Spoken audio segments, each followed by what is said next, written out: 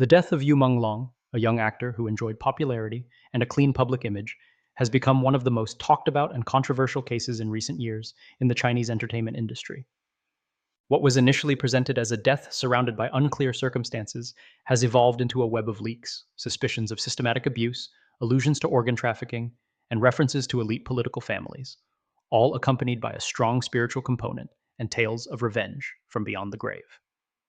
What most concerns the public is not only the death itself, but the impression that Yu Menglong's case fits into a broader pattern, that of several young artists, seemingly healthy and on the rise, who die suddenly in contexts where abuse, hidden interests, and ties to power networks are mentioned.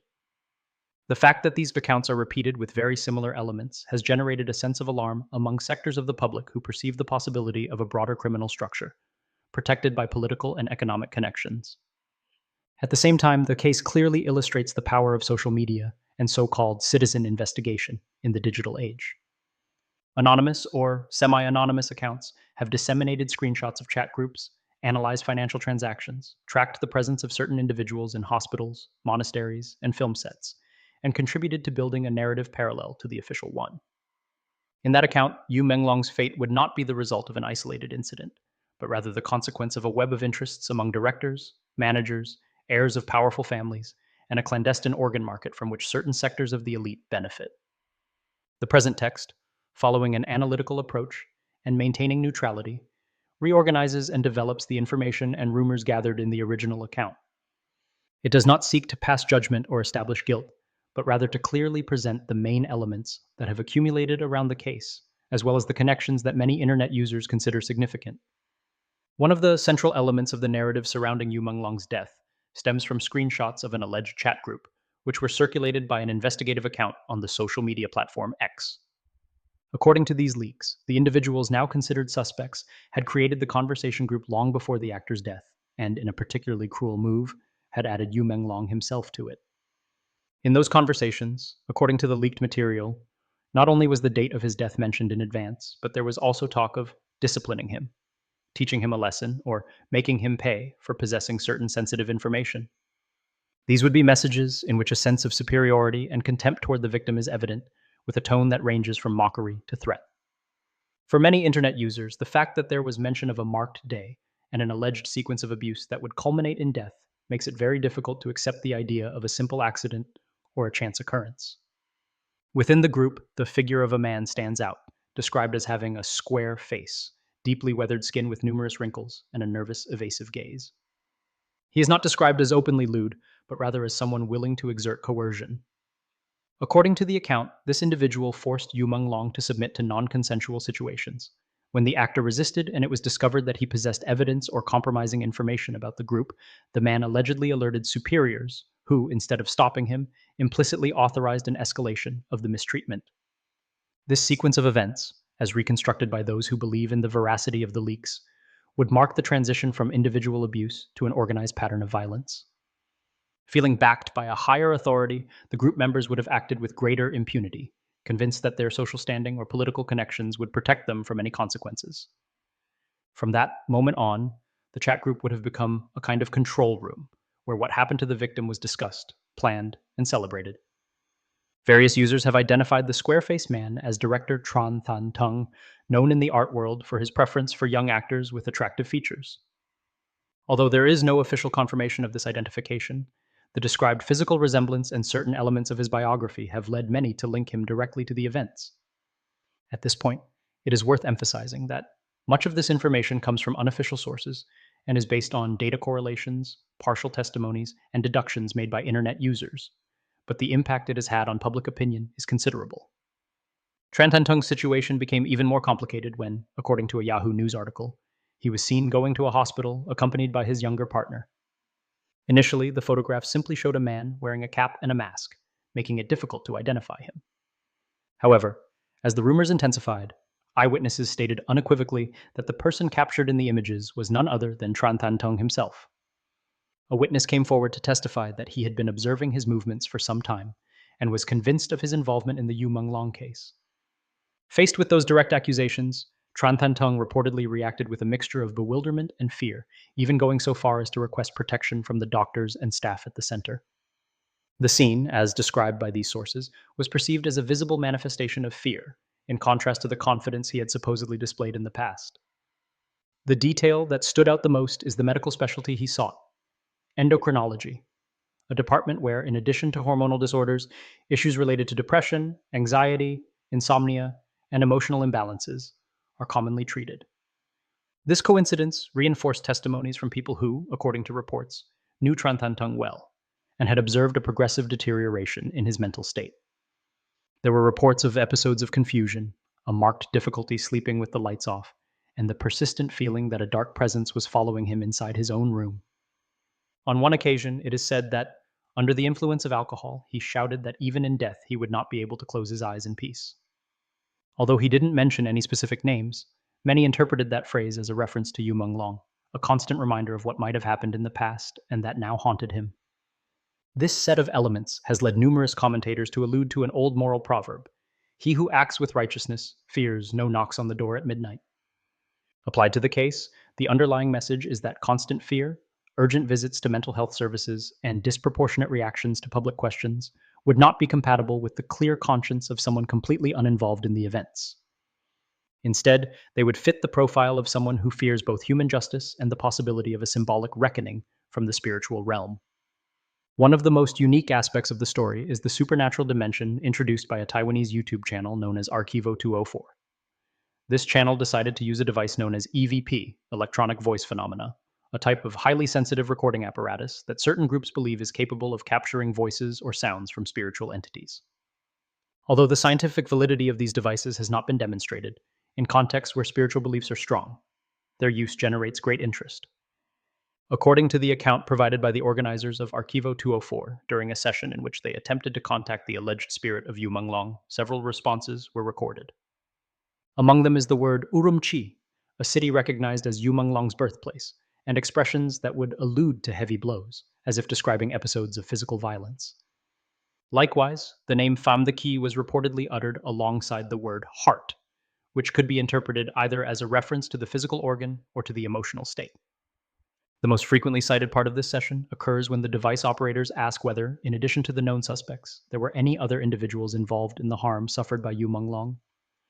The response recorded, according to their statements, was a sententious phrase that has been translated as, "Whoever does harm must die." For some observers, this response has a double meaning. On the one hand, it would serve as a generic moral condemnation. On the other, as a veiled warning that there are names or details that cannot be revealed without endangering even those who investigate or disseminate the information. In Taiwan, where a segment of the population firmly believes in spiritual phenomena and experiences of contact with the afterlife, these kinds of stories have found a notable resonance. However, there are also voices calling for caution, pointing out that using alleged spiritual communications in such a delicate case can both raise public awareness and divert attention from verifiable evidence. In any case, what is undeniable is the impact these recordings have had on shaping the public narrative surrounding the Yu Menglong case. For many, they reinforce the idea that the victim, even after death, is seeking justice or trying to reveal the truth through unconventional channels. In the constellation of names that emerge in the Yu Menglong story, Pham the Ki stands out as one of the suspects accused of particularly violent behavior. Internet users who have meticulously analyzed his social media presence have compiled photographs in which his hands are repeatedly featured. In one of these images, what appears to be an injury can be seen, leading some to interpret that he may have injured himself while striking the victim with excessive force. Although this interpretation is not confirmed by official sources, it fits relatively easily into the set of hypotheses that attribute an active role to Pham the Ki in the most physical and direct phase of the mistreatment. The idea that an assailant, during a prolonged attack, might injure himself is not unusual from a forensic standpoint, which is why the photograph has garnered so much attention among those seeking to corroborate every detail of the narrative. Another striking aspect is the presence of a watch and a bracelet on his wrist. The watch bears a striking resemblance to a model that Yu Menglong had worn in public, sparking speculation about its true origin. Is it simply a similar model? Or could it be the very same item, transferred from one hand to another after the events? The bracelet, for its part, has been identified by some as a protective amulet, possibly made of agate or titanium, materials that, in certain religious and esoteric circles, are associated with the ability to repel negative energies. This combination of possible injuries and objects of a mystical nature has been interpreted by numerous users as the manifestation of a dual concern. On the one hand, the need to protect oneself from legal consequences or public scrutiny. On the other, a more diffuse fear of spiritual vengeance from Yu Menglong. The idea that those who have participated in acts of extreme violence later seek protection against hexes, curses, or vengeful spirits fits into a collective imagination in which guilt is associated not only with earthly punishments, but also with forms of retribution that transcend life. Pham the Key's behavior on social media has also fueled suspicions. After the rumors broke, he disappeared from Duyan for more than 10 days, an absence that contrasts with the regular activity he used to maintain. In today's ecosystem, where constant presence is almost an obligation for public figures, such a prolonged disappearance is perceived as an indicator of crisis. Those who support the hypothesis of his involvement in the case argue that if there were no cause for concern, such a drastic withdrawal would not have been necessary. The rumors surrounding the Yu Menglong case are not limited to those identified as direct aggressors. They also extend to figures in the art world who reportedly exhibited behaviors associated with fear and the pursuit of spiritual protection. A frequently cited example is that of actress Song Yiren, who, according to various leaks, reportedly sent trusted associates to Thailand to acquire amulets intended to ward off bad energy. She would have expressed the persistent feeling of being watched, of sensing a constant presence around her. What makes this story relevant in the context of Yu Menglong's case is the temporal coincidence. Her statements about feeling watched overlap with the dates when rumors about the actor's death intensified. For some members of the public, this coincidence reinforces the perception of a climate of fear in the entertainment industry, in which certain names, even if not directly involved, fear being swept up in the current of a larger scandal. In parallel with these personal accounts, a more structural phenomenon has been observed: an unusual increase in the number of homes listed for sale in the Yangguang Shandong residential complex located in the Chaoyang district. Data from real estate advertising platforms show that, in a relatively short period, the number of homes listed for sale rose from a few dozen to around 300. This wave of sales has been interpreted by many as a form of silent flight, a way to discreetly leave a place perceived as a magnet for unwanted attention or as being close to a power and crime network. Some neighbors reportedly commented that they preferred to leave before things got any more complicated, which could mean either a fear of being drawn into investigations or an intention to avoid media pressure, or possible attempts to intimidate anyone who might know relevant details. This mass exodus, in the eyes of many internet users, functions almost like a vote with their feet, a sign that, in the residents' perception, something serious happened in that area, perhaps more serious than has been officially reported. The figure of Lai Min Kok, better known as Kuk Kwang Kwang, appears in the narrative as a key element for understanding the political and familial dimensions of the case. He is identified as the owner of apartment 601 in Building 18 of the Yangguang Shandong residential complex, a place that certain rumors indirectly link to Yu Menglong's circle. According to unofficial research shared by internet users, Kuk Kwang Kwang is said to be the son of Li Xiaoyong and Diephu Yen. Li Xiaoyong, in turn, is described as the second son of former Prime Minister Li Peng, born in 1963 and also known by the name Zhu Feng, derived from his mother's surname. Throughout his career, he reportedly held positions in engineering companies linked to armed forces and in the command structures of major hydroelectric projects, with the military rank of lieutenant colonel. Subsequently, the company in question was accused of exploiting its status as an armed force to engage in the illicit trafficking of military-grade weapons. When these activities were exposed, Li Xiaoyong reportedly moved to Australia to study, and in the early 1990s, settled in Hong Kong. In 1998, he was implicated in a financial fraud scandal involving 500 million yuan. Although several individuals involved in the case received very severe sentences, including the death penalty and life imprisonment, Li Xiaoyong reportedly avoided the harshest penalties thanks to his Hong Kong passport, and was also able to transfer significant sums of money to Singapore for new investments. On her mother's side, Diephu Yen is presented as the niece of General Diep Din, a prominent figure in the revolutionary movement and the Red Army in contemporary Chinese history. In official chronicles, Diep Din appears with a status akin to that of a legendary figure within the revolution's narrative. This dual heritage makes Kuk Kwang Kwang a clear example of a Red Prince, that is, a direct descendant of families that have held positions of supreme political and military power. This status as an heir of the Red aristocracy takes on particular significance when one recalls another detail in the account. At the scene where Yu Menglong's body was found, 2 green Rolex Submariner watches associated with Kuk Kwang Kwang were reportedly discovered. One of them, the one with bloodstains, had reportedly been discontinued on May 1st, 2020, and had a list price of HK 72,900, or about 67,000 yuan. In the eyes of many observers, it is significant that an individual whose formal economic standing did not appear exceptional possessed not one, but two high-value luxury watches. Moreover, it is surprising that such clearly identifiable objects have not been visibly present in the case's public records.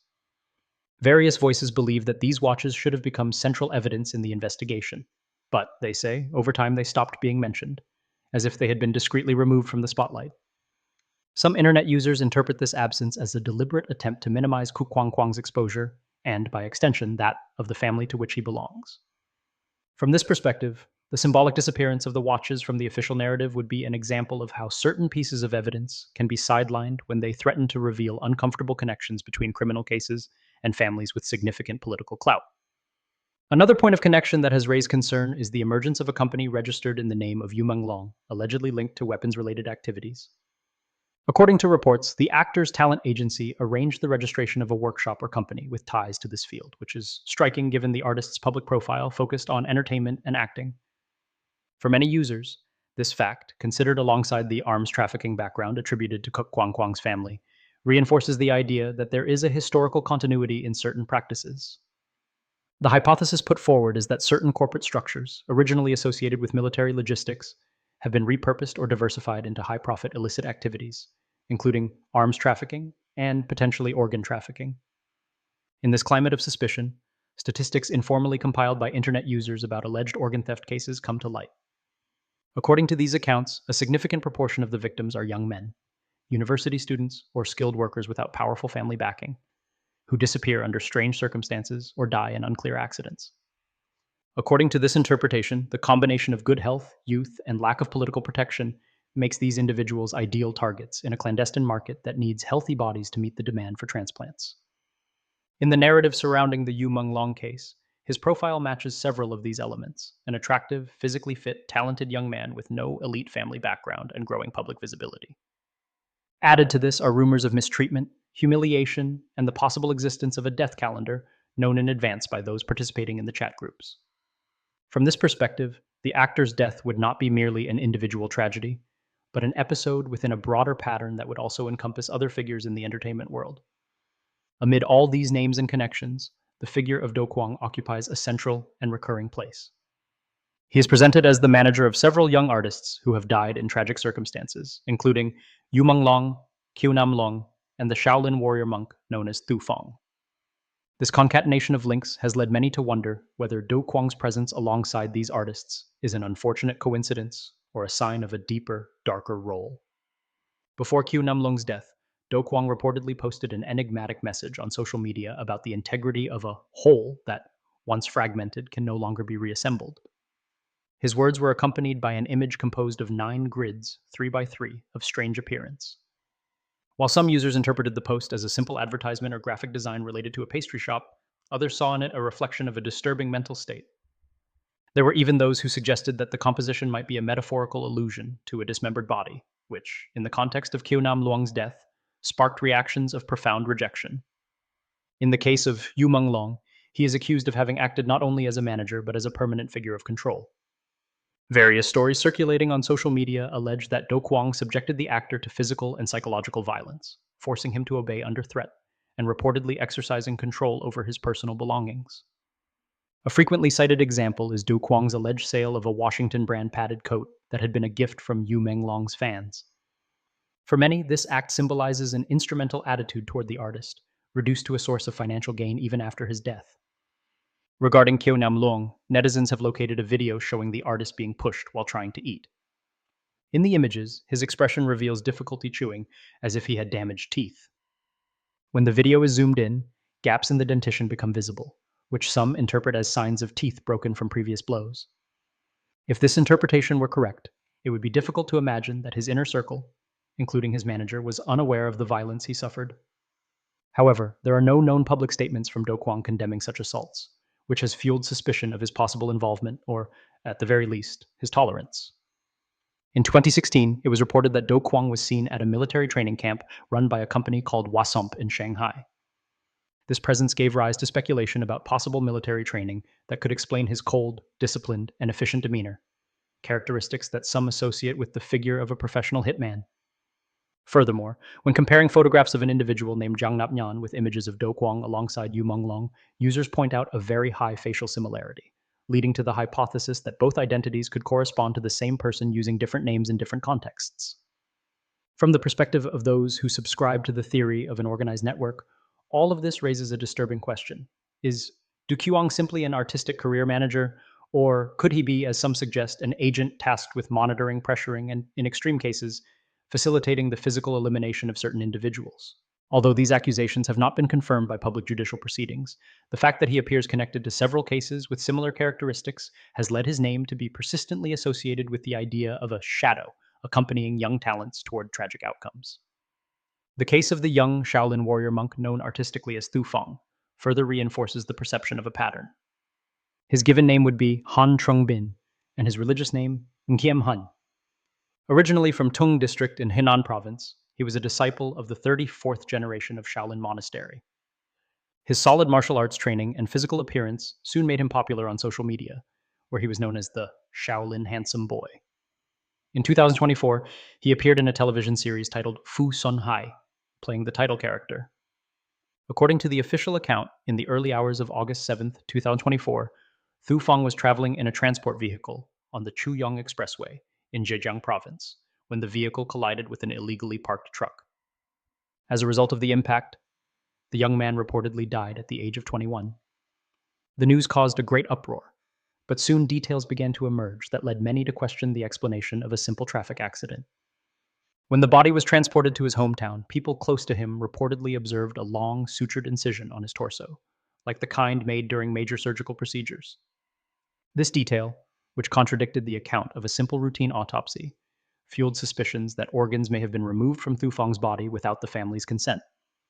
A photograph of a young monk lying on an operating table began circulating on social media, accompanied by accusations that internal organs had gone missing. Furthermore, reports circulated that before his death, the young man had endured a period of abuse lasting up to 40 hours, during which he was even denied water to keep the meat fresh. This extremely crude expression has been repeatedly cited as an example of the degree of dehumanization that can exist in certain illicit practices linked to organ trafficking. 2 days before the accident, a Weibo account associated with Thu Fong posted a black and white photograph with an ambiguous message stating that he was about to leave and would record a video in the fall. In his last live broadcast, the young man said he didn't know if he would broadcast again the next day, and according to some viewers, he quietly murmured a plea for help. The setting for that live stream appeared to be the interior of a dark vehicle, and Thu Fong's facial expression conveyed unease and distress. For many, these elements suggest that the alleged accident may have actually been the final act of a planned process. The live broadcast, interpreted as having been carried out under control, would serve to demonstrate that the young man was still normally active and to justify his subsequent presence in the transport vehicle. After his death, lists of suspects allegedly involved in staging the scene were circulated, along with photographs of vehicles that had reportedly been strategically positioned to simulate a traffic accident. In this context, Du Kuang's alleged role as Thu Fong's manager once again comes under suspicion. If the hypothesis of an illegal organ market is accepted, the young monk's youth, good health, and lack of high-level family protection would make him an ideal potential victim. The nature of his activities, his contacts in the entertainment world, and his growing popularity would have increased his visibility, but not necessarily his ability to defend himself against well-organized networks backed by powerful interests. When comparing the cases of Yu Menglong, Qiu Nam Luang, and Thu Fong, many netizens point out several recurring elements. All are young, physically healthy men with promising careers in the entertainment industry or martial arts, and none come from elite political families. All die in circumstances that, upon closer examination, reveal inconsistencies or dark spots, and all were, in one way or another, linked to individuals with connections in the corridors of power or with access to corporate or military structures. Added to this is the figure of a manager, Do Kuang, who appears in more than one case, and the presence of families such as that of Kuk Kwang Kwang, representative of the so-called red aristocracy, whose record includes accusations of arms trafficking and large-scale financial fraud. The result of this combination of factors is a collective narrative in which the deaths of these young people are not perceived as a series of isolated tragedies, but as possible manifestations of a system in which the lives of certain individuals are worth less than the profits that can be extracted from their bodies and their public image. In this context, the idea that the victims may have been used as living organ sources for members of the elite gains traction in certain online debates, despite the absence of judicial confirmation. The popular imagination, fueled by years of stories about corruption, excessive privilege, and abuses of power, finds in these cases a concrete example in which all those fears converge. In light of this perception, numerous analysts insist on the importance of distinguishing between verified facts, rumors, and narrative constructions. However, even exercising the utmost caution, it is difficult to deny that the persistent accumulation of similar elements, the panic reaction of some public figures, the sudden mass sale of properties in areas linked to those involved, and the disappearance of certain key items, such as luxury watches, raise questions that deserve rigorous investigation. Yu Menglong's story has become a symbol of multiple tensions between power and fragility, between inherited wealth and individual talent, and between the official version of events and the collective reconstruction undertaken by millions of internet users.